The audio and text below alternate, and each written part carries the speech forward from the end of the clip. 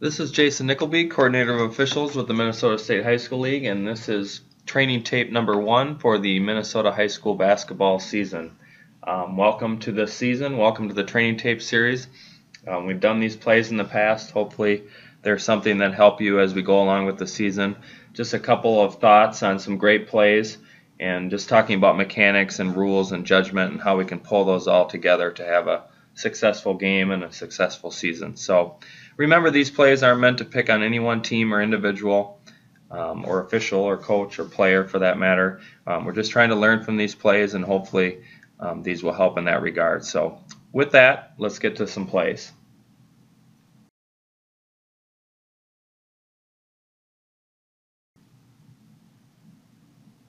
On this play, I want to talk about the transition mechanics of the new lead. He gets to where he needs to be to see the play, sees the foul all the way through. Nice, slow, deliberate signal. He signals his preliminary at the spot, and then he proceeds to report. The only thing I would say is try to stay a little bit longer. If we have any ill feelings by the player's foul, then now we have two players near each other. Now in this case, we don't have any of that, no issues there. But just in case we have something happen, we just want to stay close. But overall, really good mechanics, good hustle to get back and see this play.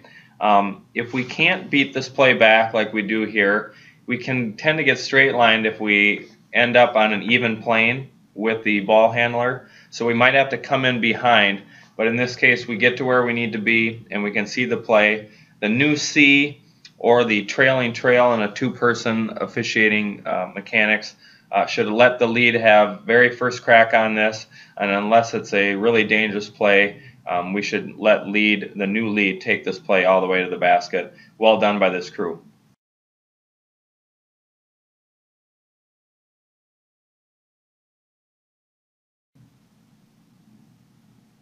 I wanted to use this play to highlight the mechanics of the lead. She does an excellent job of mirroring the basketball. As it moves out towards the trail, she moves with the ball, and then when it comes back to the middle of the floor in the paint, she closes down to that lane line so that she can see this contact and rule on it. So very nice job of moving out with it. That's what we should do as a lead in 2 or 3 person. We should move out with the ball. If it gets to the corner by the three-point line there, we should stop short of that. But mirroring the ball does not mean watching the ball. It means moving with it positionally, yet looking at players. Okay, so the lead does a nice job of that here. Moves out with the ball, then closes down when it comes back to the middle. And then closing down allows us to flex a lot easier. So if we close down to the lane line, then the ball comes to the other side of the paint and settles. We can come across as both a 2 or 3 person lead, and then we can officiate players in the paint. So very nicely done by the lead here. Mirrors the ball by position, doesn't watch the ball, watches her players, closes down on the drive, and then is able to rule on the resulting contact at the basket. Well done by the lead.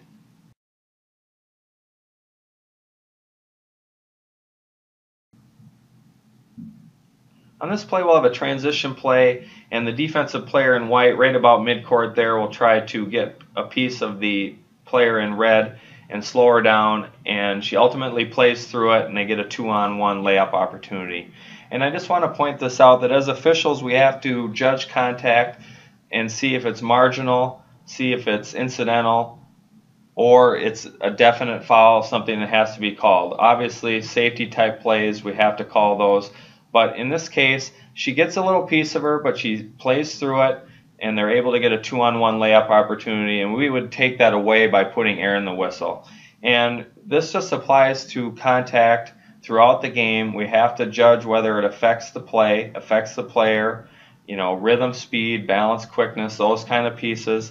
And then we also have to keep in mind that we have to be willing to call particular contact on both ends of the floor throughout the game. So if it's not something that you feel comfortable calling throughout the game or from one play to the next, then it's probably something we should stay away from. So very nice job by the crew by not putting air in the whistle. This would have been a game stopper to call this particular play as a foul. Let red get their 2-on-1 opportunity. They earn that, and by putting air in the whistle, we would be rewarding the team in white. So very well done by the crew here.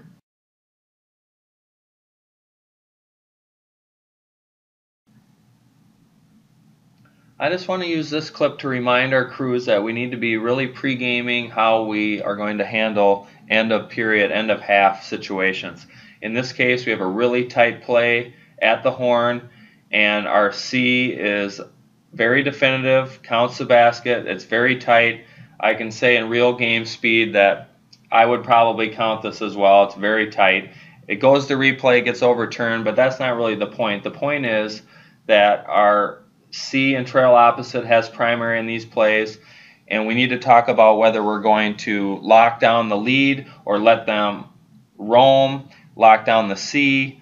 You know, whatever your mechanics are, as a crew, we need to be on the same page so that if we go back and transition the other direction, or we have a really tight play like this one, we know who's going to handle it as a primary, and we want to have a definitive signal and a definitive decision made on a play like this. So well done by the crew on this. You could tell that they pre-gamed this and that the C was going to take it all the way.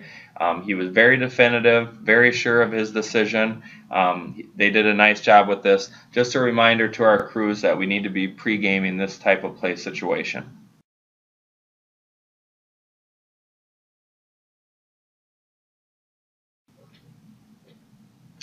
This play is a pretty good example of what happens if we officiate the ball and not players. If the new lead in this play gets caught officiating the ball, staring at the ball to see if it goes in the basket, he will not see this player from white come in and push the red player to the floor. So excellent mechanics by the lead, getting back, officiates players. The ball will come down. There is gravity. You don't have to worry about that. You have a C and a trail. They can officiate the ball. Lead does not need to officiate the ball in this play. They shouldn't have goaltending, basket interference, anything like that. We need to officiate contact at the basket, and the lead does an excellent job of this on this play. This is a play we have to get, and he does get it. Great job.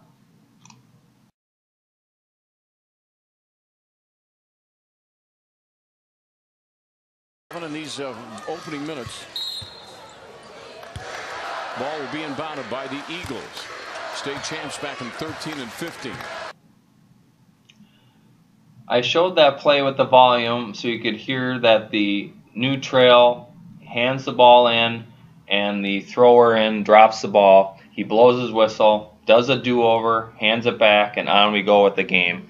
You know, just excellent situational handling. I know it seems like the obvious thing to do, but sometimes we have officials who overthink this and they think he has possession and he drops it and it's going to be a violation or something like that. So, you know, just do the common sense thing.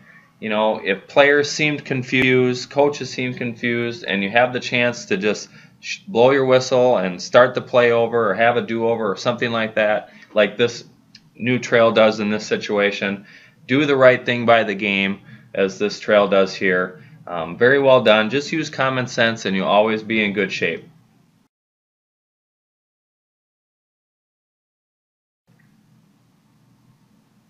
In the online meeting, we had several examples of excellent no calls and judgment on verticality and legal guarding position. And this is another example of very good judgment. We have incidental contact, legal guarding position, it's maintained. There's not enough contact for a player control foul, and so this is properly no called. First of all, we have excellent mechanics by the new trail and the C. They stay back and help and officiate players.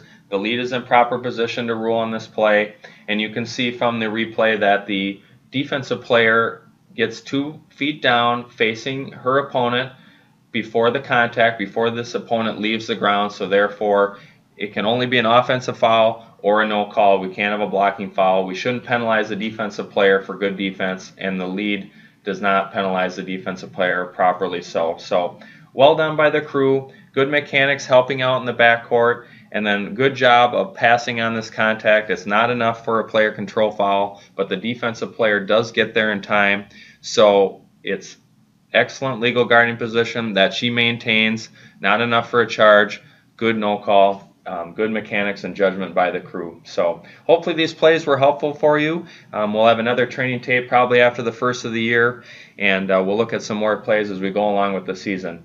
Good luck, happy holidays, stay safe, and we'll talk to you soon.